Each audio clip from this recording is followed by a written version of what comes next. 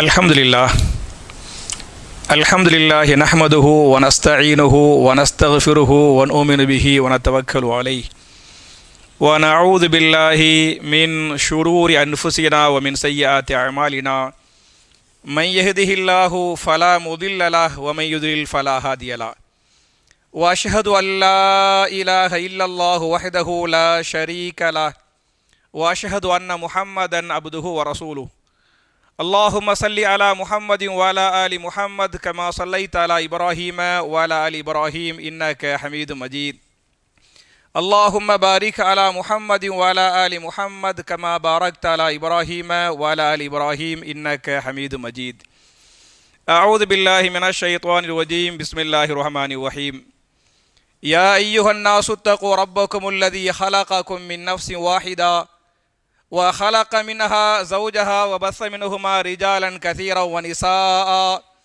واتقوا الله الذي تساءلون به والأرحام إن الله كان عليكم رقيبا يا أيها الذين آمنوا اتقوا الله حق تقاته ولا تموتن إلا وأنتم مسلمون يا أيها الذين آمنوا اتقوا الله وقولوا قولا سديدا يصلح لكم أعمالكم ويغفر لكم ذنوبكم ومن يطع الله ورسوله فقد فاز فوزا عظيما قال رسول الله صلى الله عليه وسلم فإن خير الحديث كتاب الله وخير الهدي هدي محمد صلى الله عليه وسلم وشر الأمور محدثاتها كل محدثة بدعة وكل بدعة ضلالة وكل ضلالة في النار. கண்ணியத்திற்குரிய சகோதர சகோதரிகளே, அல்லாஹுடைய வீட்டில் ஜுமா என்று சொல்லக்கூடிய மார்க்கத்தின் முக்கியமான கடமை நிறைவேற்றுவதற்காக நாம் எல்லாம் இங்கே ஒன்று இருக்கிறோம். இப்படிப்பட்ட நல்ல சந்தர்ப்பத்தில் மாணவ மாணவியர்களே, நம்பிக்கையை இழந்துவிட வேண்டாம் என்கிற தலைப்பில் சில விஷயங்களை உங்களோடு பரிமாறிக்கொள்ள நான் ஆசைப்படுகிறேன். என் அருமை சகோதரர்களே, தாய்மார்களே, இது மாணவ மாணவர்களுக்கு மாத்திரமல்ல, அவர்களை பெற்றெடுத்து பெற்றோர்களுக்கு இது சொல்ல வேண்டிய முக்கியமான ஒரு உபதேசம், ஒரு நசீஹத்து. ஏன் அப்படின்னு சொன்னால், நேற்று +2 உடைய ரிசல்ட் வந்துச்சு. அந்த ரிசல்ட்டில் ஒரு மாணவர் ஃபெயிலாக போயிட்டார். ஃபெயிலாக போனனால உடனே அந்த பையன் தூக்கில் தொங்கி மௌத்தா போயிட்டான். செய்தி பார்த்துருப்பீங்க இல்லையா? அதாவது கொஞ்சம் மார்க் கம்மியாக போயிடுச்சு, ஃபெயிலாக போயிட்டாப்புல. அதனால் அந்த பையன் தூக்கில் தொங்கி ஒரு பையன் மூத்தா போயிட்டா. இது நேற்று நடந்த செய்தி.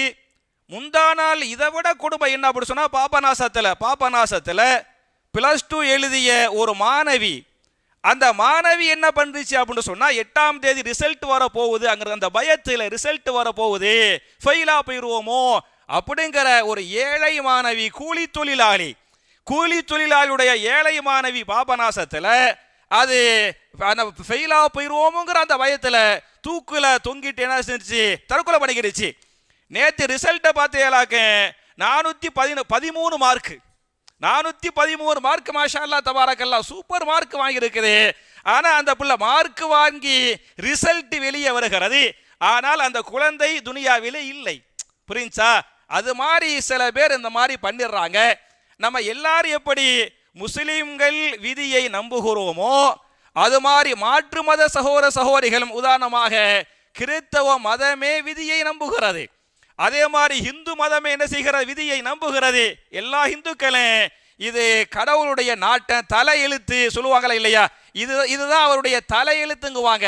அப்ப தலையெழுத்து என்பதை, கடவுளுடைய நாட்டம் என்பதை, இறைவனின் விதி என்பதை எல்லோரும் நம்புகிறோம். ஒரு மருத்துவரே, அந்த மருத்துவரே என்ன பண்ணுவார் அப்படின்னு சொன்னால், மருத்துவம் பார்த்துட்ட பிறகு, அதுக்கு பிறகு நான் முடிஞ்ச அளவுக்கு மருத்துவம் பார்த்துட்டேன், கடவுள்கிட்ட வேண்டிக்கிறேங்க, கடவுள் என்ன விதிச்சாரோ அதான் நடக்கும் அப்படின்னு டாக்டரே சொல்றாரு.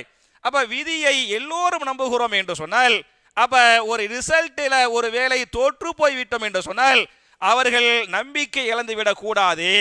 உயிர் என்பது மிகப்பெரியது. உயிர் அதுக்கு நிகராக எதுவுமே கிடையாது. கோடி கோடி ரூபாவை கொடுத்தாலே போன உயிரை என்ன செய்ய முடியாது, திருப்பி பெறவே முடியாது. அதனால கொஞ்சம் மார்க் குறைஞ்சிட்டாங்களா, வேற பரீட்சையில் என்ன செஞ்சுக்கலாம், நல்ல மார்க் வாங்கிடலாம். ஃபெயிலாக போயிட்டாங்களா, அடுத்த பரீட்சையில பாஸ் ஆகிடலாம், அதனால உயிரை மாச்சிக்கிறாங்க பாருங்க. அது பெரிய தப்பு, பெரிய தப்புங்கிறது புரிஞ்சுக்கிறேங்க. அதனால முதல்ல என்ன அப்படின்னு சொன்னா, யாரு ஃபெயிலா போயிட்டாங்களோ, யாருடைய மார்க்கு குறைஞ்சு போயிருச்சோ அவர்கள் கவலைப்பட வேண்டாம். அவங்க என்ன செய்யணும் அப்படின்னு சொன்னா, இது இறைவரின் நாட்டம், நம்ம விதியில இதுதான் எழுதப்பட்டிருக்கிறது அப்படின்னு சொல்லிவிட்டு அவங்க அல்லாஹ் மேல பாரத்தை போற்றணும் அப்படின்னு நம்ம மார்க்கம் சொல்லுகிறார். நீங்க குர்ஆனை படிச்சு பாருங்க, இதை ஆயு கண்ணாட்டத்தோடு இந்த ஆயத்தை நீங்க பாருங்க. எங்கெல்லாம் குர்ஆன்ல நீங்கள் நன்மைகளை செய்யுங்கள் என்று நன்மையை ஏவுறானோ அதுக்கு முன்னாலேயே, அது மாதிரி தீமையை செய்ய வேண்டாம் என்று அல்லாஹ் தடுக்கிறானோ அதுக்கு முன்னாலேயே அல்லாஹ்வுடைய அழைப்பு சொல் என்ன என்று சொன்னால், யா ஐயுஹல்லதீன ஆமனு. நீங்க சிந்திச்சு பாருங்களேன், எங்கனையெல்லாம் யா ஐயுஹல்லதீன ஆமனு, யா ஐயுஹல்லதீன ஆமனுன்னு வருதோ அதுக்கு பிறகு என்ன வரும்னு சொன்னா, ஒன்னே ஒரு நன்மை ஏவப்பட்டிருக்கும் அல்லது ஒரு தீமை தடுக்கப்பட்டிருக்கும். புரிஞ்சா? சின்ன உதாரணம் ஜும்மாவுக்கு வர்றமா இல்லையா? யா ஐயுஹல்லதீன ஆமனு இதா நூதிய லிஸ்ஸலாத்தி மின் யௌமில் ஜும்ஆத்தி ஃபஸ்அவு இலா திக்ரில்லாஹ். உங்களுக்கு புரியும். யா ஐயுஹல்லதீன ஆமனு குதிப அலைக்குமுஸ் ஸியாம். ஈமான் கொண்டவர்களே, உங்கள் மீது நோன்பு கடமையாக்கப்பட்டிருக்கிறது. அப்ப நன்மைகளை அல்லாஹ் ஏவுறதுக்கு முன்னால அழைப்பு சொல் என்ன? யா ஐயுஹல்லதீன ஆமனு, ஈமான் கொண்டவர்களே அப்படின்னு அல்லாஹ் கூப்பிடுறான்.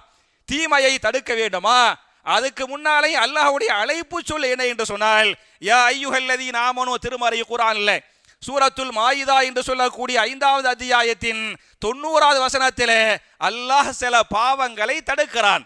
தடுப்பதற்கு முன்னால் அல்லாஹ்வுடைய அழைப்பு சொல் என்ன என்று சொன்னால், யா ஐயுஹல்லதீன ஆமனு இன்னமல் ஹம்ரு வல் மைசிரு வல் அன்சாபு வல் அஸ்லாமு ரிஜிசும் மின் அமலி ஷைத்தான் ஃபஜித்தனிபூஹு லஅல்லக்கும் துஃப்லிஹூன்.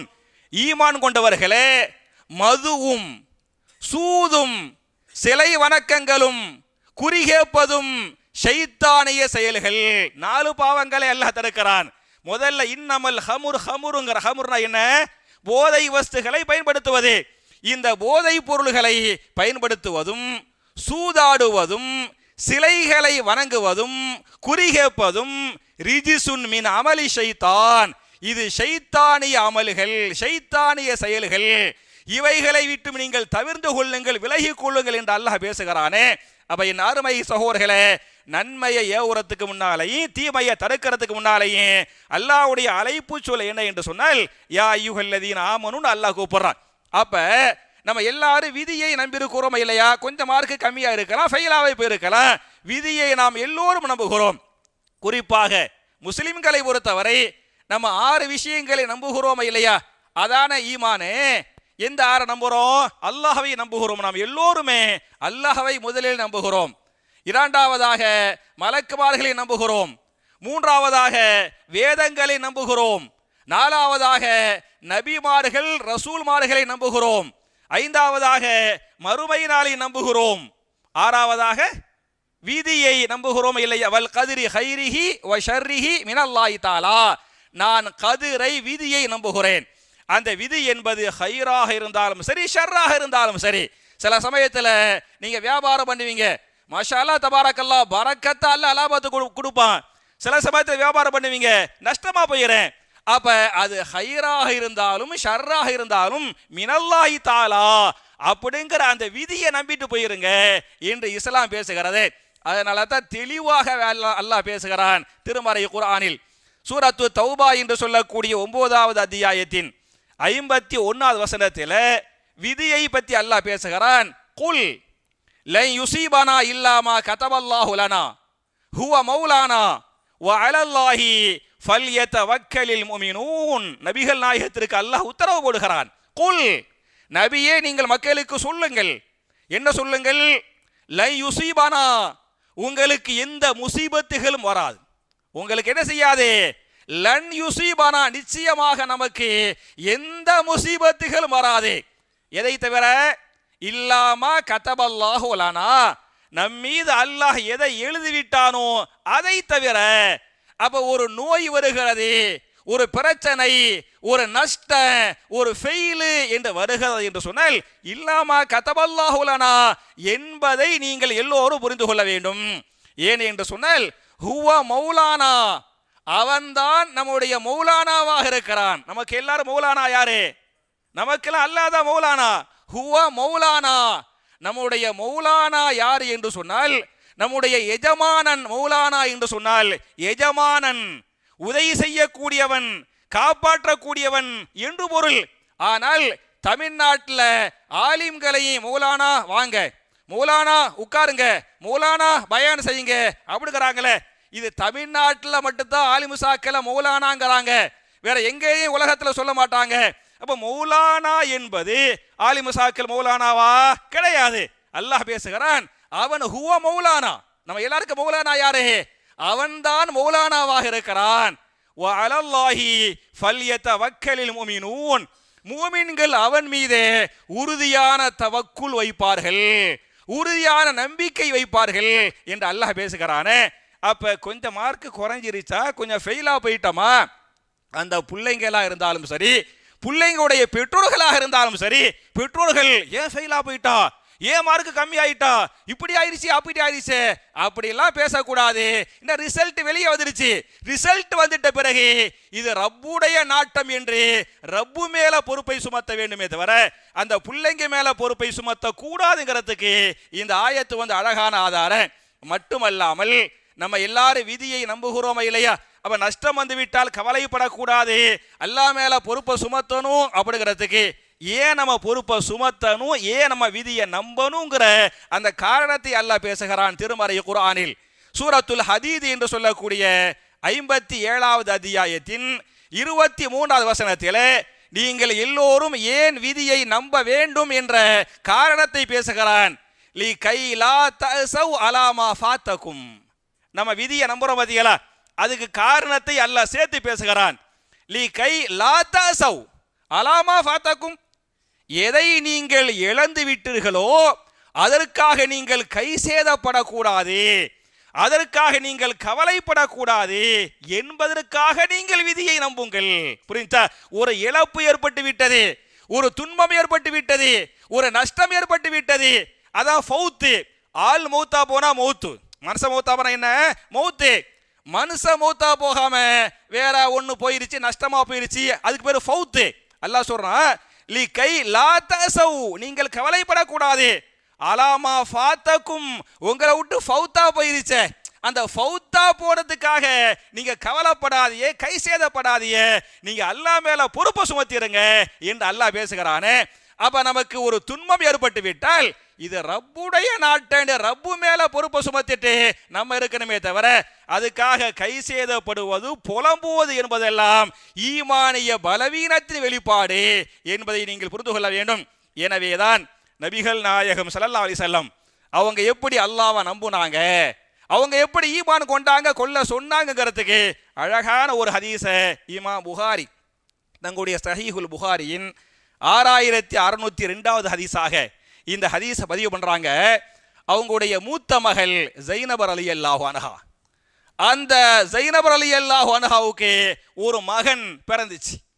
அந்த மகனுக்கு பொதுவா நீங்க பாத்தீங்களாக்கு ஒரு தந்தைக்கு புள்ள மேல உள்ள பாசத்தை விட யார் மேல பாசம் ஜாஸ்தியா இருக்கேன், பேர பிள்ளைங்க மேல. அது அனுபவிச்சவங்களுக்கு தான் தெரியும். புரிஞ்சா? நம்ம புள்ள மேலே பாசம் இருக்கேன், நம்ம புள்ள மேல உள்ள பாசத்தை விட அந்த புள்ளைக்கு புள்ளருக்கு பத்தியெல்லாம் பேர பிள்ளைங்க மேல உள்ள பாசம் ரொம்ப ஜாஸ்தியா இருக்கேன். அப்ப ரசூலுல்லாஹ்வுடைய பேர புள்ளை, அதுலயும் பார்த்தீங்களாக்கு பொம்புல புள்ள பெத்த பேர புள்ள. புரிஞ்சா? அப்ப ஜைனப் ரலியல்லாஹு அன்ஹா அவங்களுக்கு ஒரு பேர புள்ளை பிறக்குது. அந்த பேர புள்ளைக்கு ரொம்ப முடியல. அப்படி முடியாத சமயத்துல அந்த அம்மையார் ஒரு சஹாபியை கூப்பிட்டு எங்க வாப்பாவை கூட்டிட்டு வாங்க, என் புள்ள உயிருக்காக போராடுது, எங்க வாப்பாவை கூட்டிட்டு வாங்க அப்படின்னு அனுப்பி விடுறாங்க. ஒரு சஹாபி போய் ரசூலுல்லாஹ்வை கூப்பிடுறாங்க. கூப்பிட்டா ரசூல் ஸல்லல்லாஹு அலைஹி வஸல்லம் சொல்லி விடுறாங்க, என் மகளை பொறுமையா இருக்க சொல்லு, என் மகளை பொறுமையா இருக்க சொல்லு அப்படின்ட்டு ஒரு செய்தியை சொல்லி விடுறாங்க. என் மகள்கிட்ட நீங்க போய் சொல்லுங்க, லில்லாஹி மா அகத வலில்லாஹி மா ஆதா, எதை அல்லாஹ் எடுத்து கொண்டானோ அதுவும் அல்லாஹ்வுக்கு புள்ள உயிருக்காக போராடுதுங்க. பேர புள்ள உயிருக்கு போராடுது. மகள் வாப்பாவை கூப்பிடுறாங்க. வாப்பா ரசூல் ஸல்லல்லாஹு அலைஹி வஸல்லம் சொல்லி விடுறாங்க, நீ போய் என் மகள்கிட்ட சொல்லு, லில்லாஹிமா அகத, எதை அல்லாஹ் எடுத்து கொண்டானோ அதுவும் அல்லாஹ்வுக்கே உரியது. வலில்லாஹிமா ஆதா, எதை அல்லாஹ் கொடுத்தானோ அதுவும் அல்லாஹ்வுக்கே உரியது என்று சொல்லிவிட்டு, குல்லுன் பி அஜலின், ஒவ்வொன்றுக்கும் ஒரு காலக்கெடு இருக்கு. நம்ம எல்லாத்துக்கும் ஒரு காலக்கெடு இருக்கா இல்லையா? அது மாதிரி குல்லுன் பி அஜலின், எல்லாத்துக்கும் ஒரு அஜல், ஒரு எல்லை இருக்கிறது.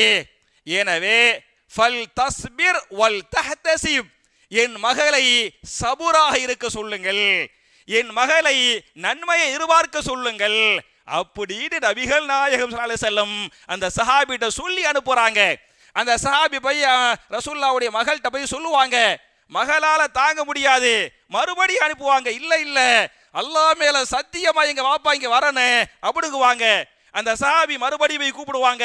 கூப்பிட்டால் நபிகள் நாயகம் ஸல்லல்லாஹு அலைஹி வஸல்லம் மகளை பார்க்க பேரப்புள்ளைய வருவாங்க, பேரப்புள்ளைய பார்க்க வருவாங்க. பேரப்புள்ளை உயிருக்காக அப்படி துடித்து கொண்டு போராடி கொண்டிருக்கேன். அதை பார்க்கும்போது ரசூலுல்லாஹ்வுக்கு கவலை தாங்க முடியாது. கவலை தாங்க முடியாமல் கண்ணீர் விட்டு, என்ன பேரப்புள்ள மூத்தா போகுது, அந்த சக்கராத்தை பார்க்கறாங்க, கண்ணீர் விட்டு கவலையில் அழுதாங்க. அதை பார்த்த சஹாபாக்களும் அழுதாங்க. அப்ப சொன்னாங்க, மகளே பொறுமையாகிரு, கவலையாகிரு, இது அல்லாஹ்வுடைய அல்லாஹ்வுடைய நாட்டம் நடக்கிறது என்று அல்லாஹ் மேல அவங்க கோவப்படல. என்ன சொன்னாங்க, ரப்புடைய நாட்டனு பொருந்திக்க, பொறுமையாயிரு, இப்படி பொருந்திக்கிட்டா உனக்கு அல்லாஹ் என்ன செய்வான், நன்மையை தருவான் என்று நபிகள் நாயகம் ஸல்லல்லாஹு அலைஹி வஸல்லம் மகளுக்கு உபதேசம் பண்ணாங்கன்னு சொன்னா, என் அருமை சகோதரர்களே, தாய்மார்களே, ரசூலுல்லாஹி ஸல்லல்லாஹு அலைஹி வஸல்லம் அல்லாஹ்வுடைய நாட்டத்தை எப்படி நம்புனாங்கங்கிறதுக்கு இந்த ஹதீஸ், இந்த வரலாறு அழகான ஆதாரம். அதனால தான் இமாம் முஸ்லிம் ஒரு ஹதீஸை 5178வது ஹதீஸாக இந்த ஹதீஸை பதிவு பண்றாங்க. இன் அஸாபக ஷைஉன், உங்களுக்கு ஏதேனும் ஒரு முசீபத்து வந்து விட்டால், ரசூலுல்லாஹ் சொல்றாங்க, உங்களுக்கு ஏதேனும் ஒரு முசீபத்து வந்து விட்டால், ஃபலா தகுல், நீங்கள் சொல்ல வேண்டாம், லவ் அன்னி ஃபஅல்து கதா வ கதா, நான் இப்படி செய்திருக்க வேண்டுமே, அப்படி செய்திருக்க வேண்டுமே என்று நீங்கள் சொல்லாதீர்கள். ஒரு கஷ்டம் வந்துருச்சுங்க, ஒரு கஷ்டம், ஆகா இப்படி செஞ்சிருக்க கூடாது, அப்படி செஞ்சிருக்க கூடாது, அல்லது இப்படி செஞ்சிருக்கணுமே, அப்படி செஞ்சிருக்கணுமே, புலம்புறமா இல்லையா, அது மாதிரிலாம் நீங்க புலம்பாதிய அப்படின்னு சொல்லிவிட்டு சொல்றாங்க. ஒரு முசீபத்து வந்துருச்சுன்னு சொன்னா நீங்கள் சொல்ல வேண்டிய வார்த்தை என்ன என்று சொன்னால், வலாக்கின் குல் கதுருல்லாஹ், நீங்கள் சொல்லுங்கள், இது அல்லாஹ்வுடைய கதிர், அல்லாஹ்வுடைய நாட்டம், அல்லாஹ்வுடைய விதி, அது நடந்து விட்டது என்று சொல்லுங்கள். வமா ஷாஅ ஃபஅல, அவன் என்ன நாடுகிறானோ அதை நடத்துகிறான், அவன் எதை நினைக்கிறானோ அதை என்ன செய்யறான், நடத்துகிறான் என்று சொல்லுங்கள். ஃபைன் லவ், நீங்கள் லவ் போட்டு பேசு, லவ்டா என்ன, இப்படி செஞ்சிருக்கலாமே, அப்படி செஞ்சிருக்கலாமே, இப்படி செஞ்சிருக்க கூடாது, அப்படி செஞ்சிருக்க கூடாது என்று புலம்புகிறோமா இல்லையா, அதுக்கு அரபில பேர் லவ்.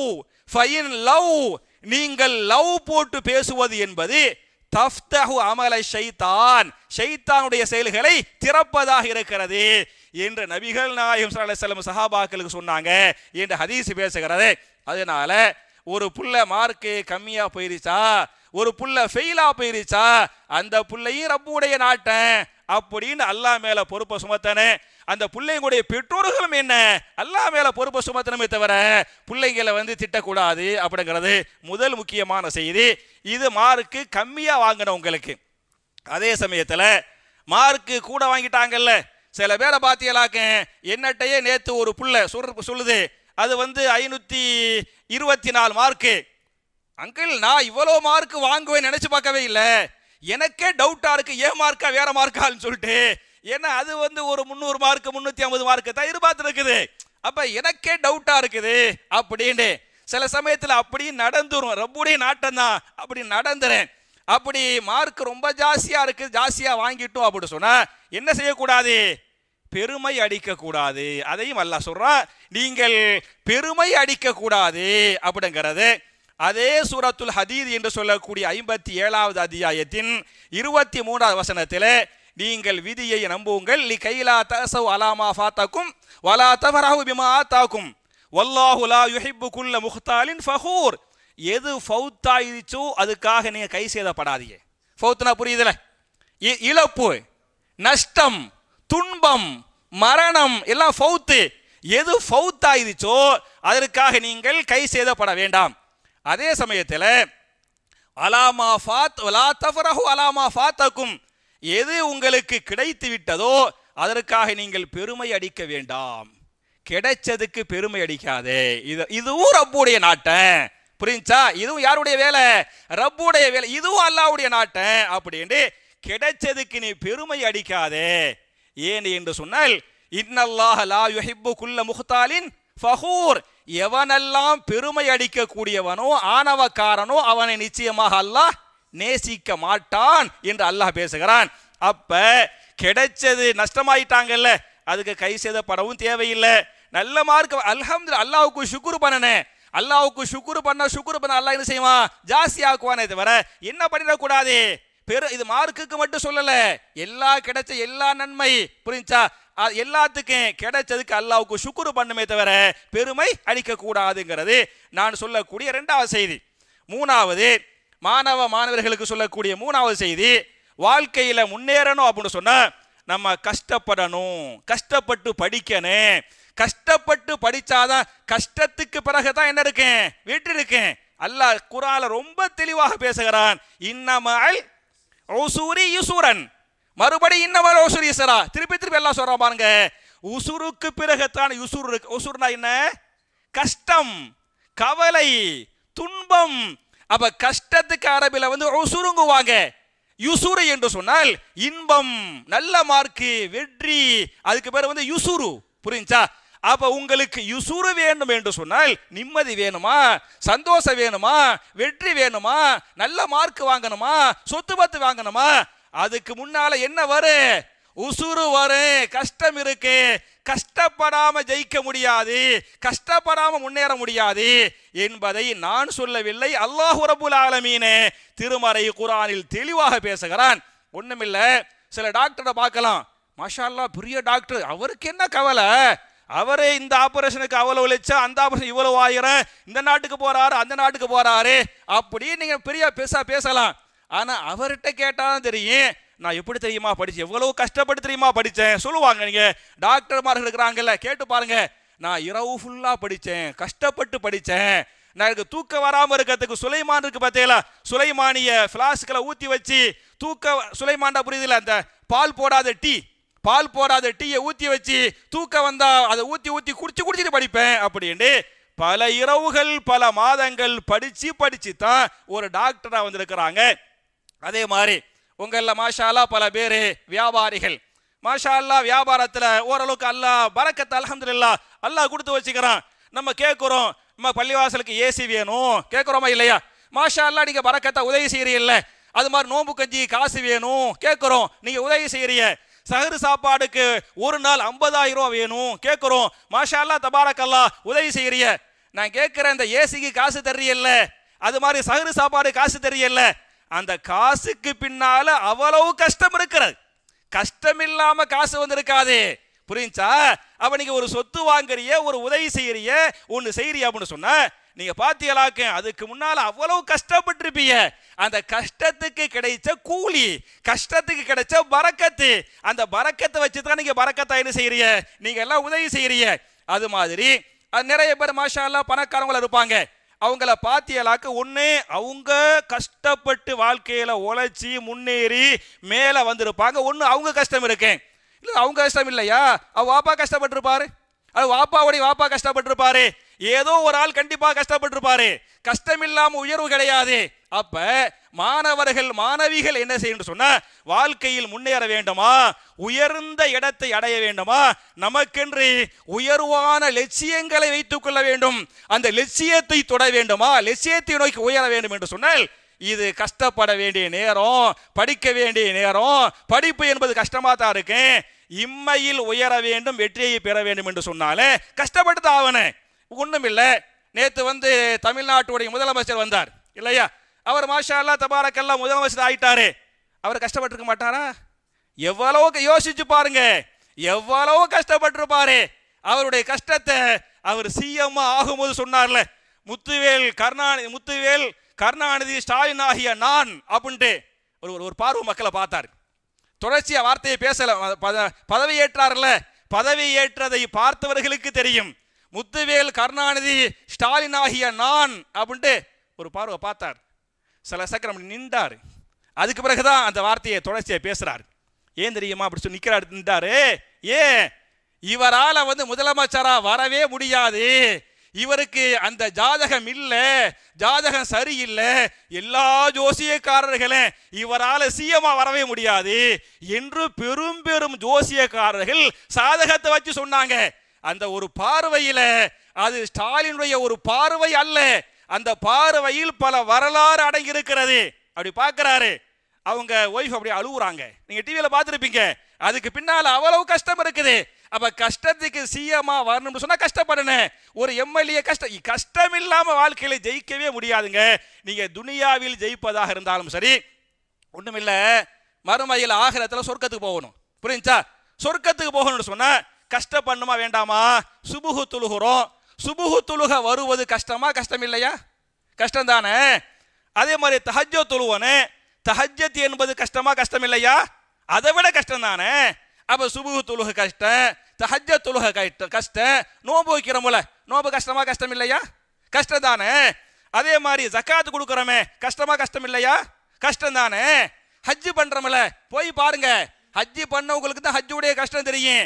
அதிலும் குறிப்பாக துல்ஹஜ் 9-10, துல்ஹஜ் 9-10 ஹாஜிகள் படுவாங்கல்ல கஷ்டம், பெண்டு கலண்டுரும், அவ்வளவு கஷ்டப்படுவாங்க. அந்த கஷ்டத்துக்கு கூலிதான் என்ன? சொர்க்கம். பயான் செய்யறோம், பயான் செய்வது கஷ்டமா கஷ்டம் இல்லையா? கஷ்டம். செஞ்சு பார்த்தா தான் தெரியும். உட்கார்ந்து பயான கேட்குறீங்க, அதை விட பெரிய கஷ்டம். கஷ்டம் தானே. அப்ப எல்லாமே ஒரு வகையான கஷ்டமா தான் இருக்கு. அப்ப கஷ்டத்துக்கு கூலிதான் என்ன? இம்மையிலை வெற்றி, மறுமையிலை வெற்றி. தெளிவாக ஒரு ஹதீஸ் பேசுகிறது. இமாம் புகாரி தங்களுடைய சஹீஹுல் புகாரியின் 6487வது ஹதீஸாக இந்த ஹதீஸை பதிவு பண்றாங்க. ஹுஜிபத்தின் நாரு பிஷஹவாத், நரகம் என்பது மூடப்பட்டிருக்கிறது. நரகத்துக்கு அல்லாஹ் என்ன செஞ்சுக்கிறான்? ஹுஜிப, ஹிஜாபு. நரகத்துக்கு அல்லாஹ் ஹிஜாபை போட்டு மூடி வச்சுக்கிறான்.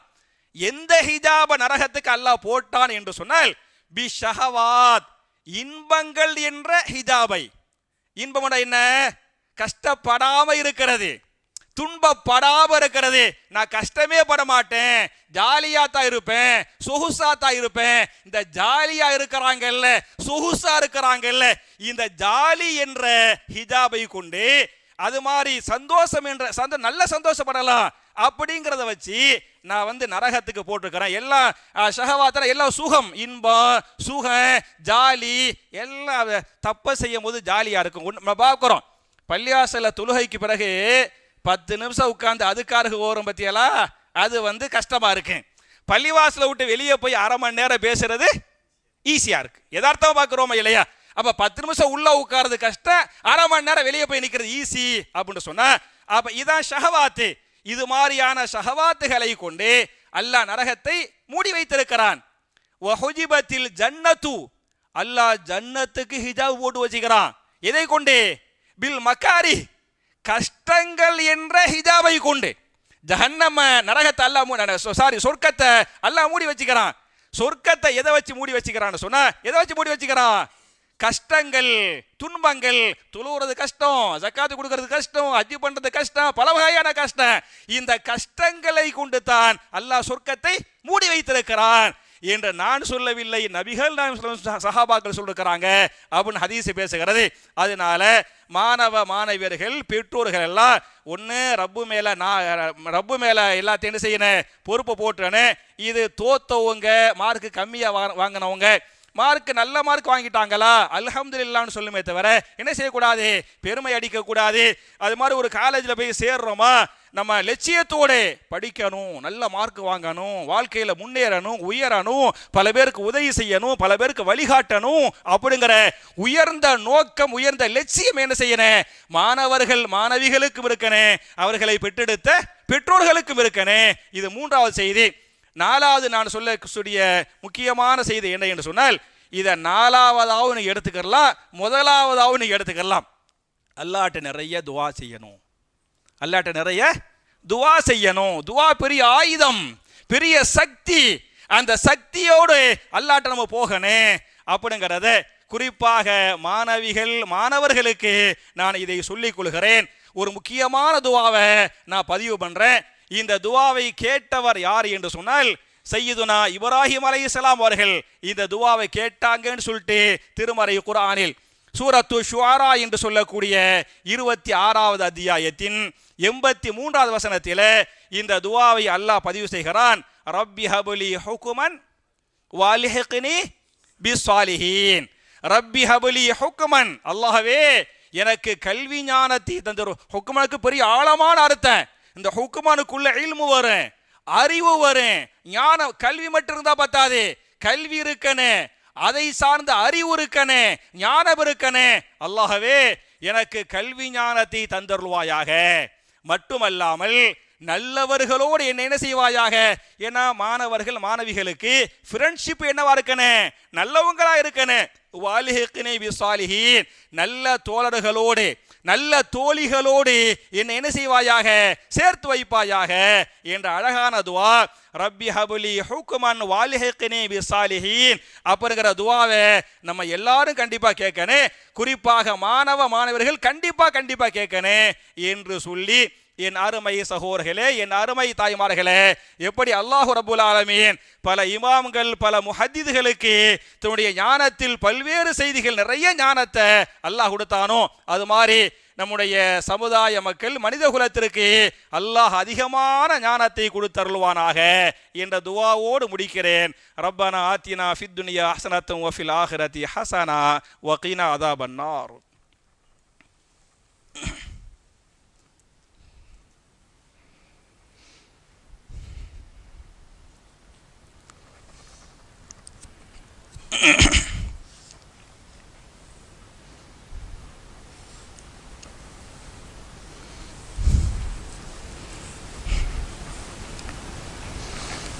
إن الحمد لله اللهم صل على محمد وعلى آل محمد كما صليت على إبراهيم وعلى آل إبراهيم إنك حميد مجيد اللهم بارك على محمد وعلى آل محمد كما باركت على إبراهيم وعلى آل إبراهيم إنك حميد مجيد. அன்பிற்குரிய சகோதரர்களே, தாய்மார்களே, என்னுடைய 2வது ஹுத்பாவில் வழக்கமாக துஆக்களை பற்றி பார்த்து கொண்டிருக்கிறோம். அந்த துவாவை 2வது ஹுத்பாவில் சொல்கிறது ஒரு சடங்குக்காக நான் சொல்லலை. எதுக்காக சொல்கிறேன், அதை மனப்பாடம் பண்ணணும், அதை ஓதணும், அதை அமல்படுத்தணும் அப்படிங்கிறதுக்காகத்தான் நான் சொல்கிறேன். இந்த வாரத்துக்குரிய துவா என்ன என்று சொன்னால், அல்லாஹ் நமக்கு கல்வி ஞானத்தை தந்து நல்ல நண்பர்களோடு நம்மை சேர்த்து வைக்க வேண்டும் என்று சொன்னால் நாம் கேட்க வேண்டிய துவாவை திருமறை குர்ஆனில் சூரத்து ஷுஆரா என்று சொல்லக்கூடிய 26வது அத்தியாயத்தின் 83வது வசனத்தில் அந்த துவாவை அல்லாஹ் பதிவு செய்கிறான். ரப்பி ஹப்லி ஹுக்மன் வல்ஹிக்னி பிஸ்ஸாலிஹீன், என் இறைவனே எனக்கு கல்வி ஞானத்தை தந்தருள்வாயாக, மேலும் நல்ல நண்பர்களோடு என்னை ஒன்று சேர்த்து வைப்பாயாக என்ற அற்புதமான துவா. என் அருமை சகோதரர்களே, என் அருமை தாய்மார்களே, மிகச்சிறந்த ஒரு நபி இப்ராஹிம் அலைஹிஸ்ஸலாம் அவங்க கேட்ட துவா என்று திருமறை குர்ஆன் பேசுகிறது. எனவே அல்லாஹ் ரப்புல் ஆலமீன் என்னென்ன துவாக்களை திருமறை குர்ஆனில் பதிவு செய்திருக்கிறானோ, நபிகள் நாயகம் ஸல்லல்லாஹு அலைஹி வஸல்லம் என்னென்ன துவாக்களை கேட்டாங்களோ, கேட்க சொன்னாங்களோ, அந்த துவாக்களை எல்லாம் எப்படி சஹாபாக்கள் சமிஅனா வஅதஅனா, கேட்டோம் கட்டுப்பட்டோம் என்று அந்த துவாக்களை மனப்பாடம் பண்ணாங்களோ, அந்த துவாக்களை கேட்டாங்களோ, அந்த துவாக்களை பிற மக்களுக்கு எடுத்து சொன்னாங்களோ, அதுபோன்ற நன்மக்களாக நாம் எல்லோரையும் அல்லாஹ் ஆக்கி நம்முடைய பாவங்களை மன்னித்து நம்முடைய இபாதத்துகளை அல்லாஹ் அங்கீகரித்து அல்லாஹ்வால் பாதுகாக்கப்பட்ட சமுதாயமாக ஒட்டுமொத்த இஸ்லாமிய உம்மத்தையும் அல்லாஹ் ஆக்கி நாளை மறுமையில் மிக உயர்ந்த சொர்க்கமாகிய ஜன்னத்துல் ஃபிர்தௌஸ் என்று சொல்லக்கூடிய அந்த சொர்க்கத்திலே நபிமார்கள், சித்தீக்கின்கள், சுஹதாக்கள், சாலிஹீன்களோடு நாம் எல்லோரையும் குடும்பமாக அல்லாஹ் ஒன்று சேர்த்து வைப்பானாக என்ற துவாவோடு முடிக்கிறேன். அல்லாஹும்ம அஇஸ்ஸல் இஸ்லாம் வல் முஸ்லிமீன் வஅதில்ல ஷிர்க வல் முஷ்ரிகீன் ரப்பனா ஆத்தினா ஃபித் துன்யா ஹஸனத்தன் வ ஃபில் ஆখিরাতি ஹஸனா வ கீனா அஸாபன்னார் வ ஆகிரு தஅவானா அனில் ஹம்துலில்லாஹி ரப்பில் ஆலமீன்.